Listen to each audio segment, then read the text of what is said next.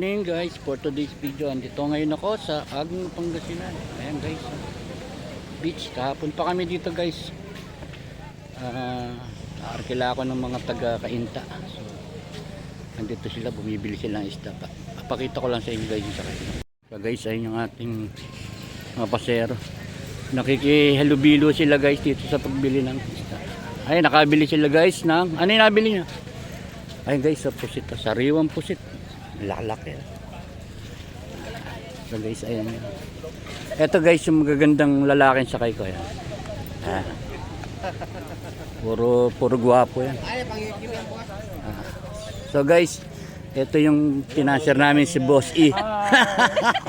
Welcome to Eddie Wow. Yaw. Eddie Yaw Yaw. Ayan yung aming pinasir si Boss E. Ito yung maganda niyang pamangkin si Aling. Ayan. Pag hindi ko sinabing maganda, hindi na kami didiretsyon Sambales guys. Alin? Boss A. Ay manager Boss A.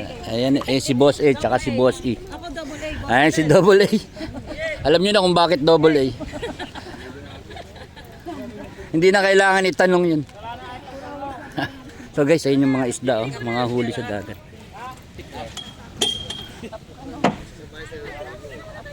Huli ng mga mangingisda. Lalaki, oh. Mga sariwa pa guys. Ayan din. Ito meron pa siguro dito sa loob ng bangka.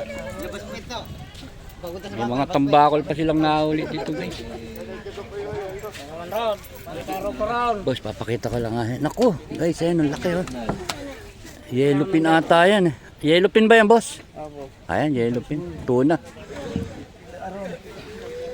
Diyos ko guys, jackpot yung nakahuli nito. Mahal yan.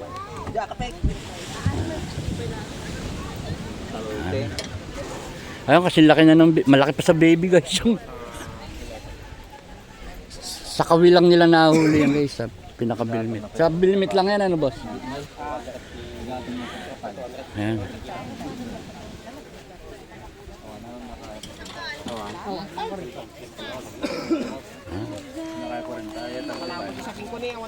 Ang laki guys, oh.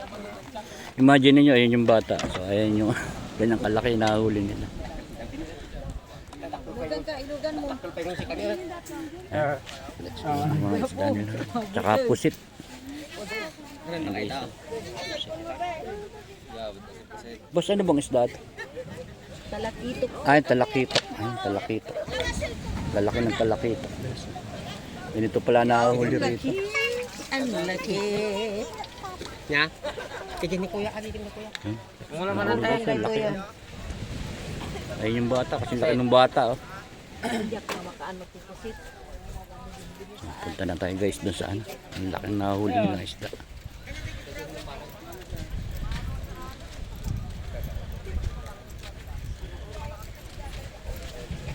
Swerte nun, ang laki no.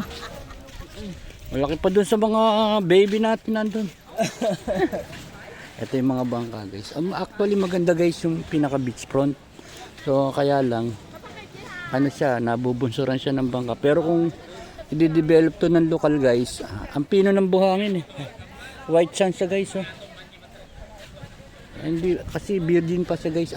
Ito, padalang pa yung ano, puro kubo-kubo lang. Wala pa siya yung mga ibang transient. Ngayon pa lang nagpapagawa yung iba.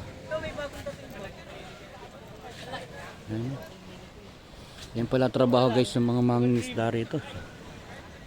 Ang laki nung nakakitang isda na yun.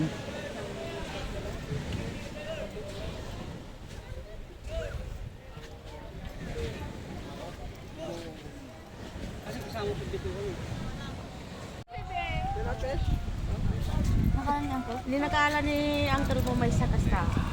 Wala na alangan daw, humpay pusit na. Sindami na.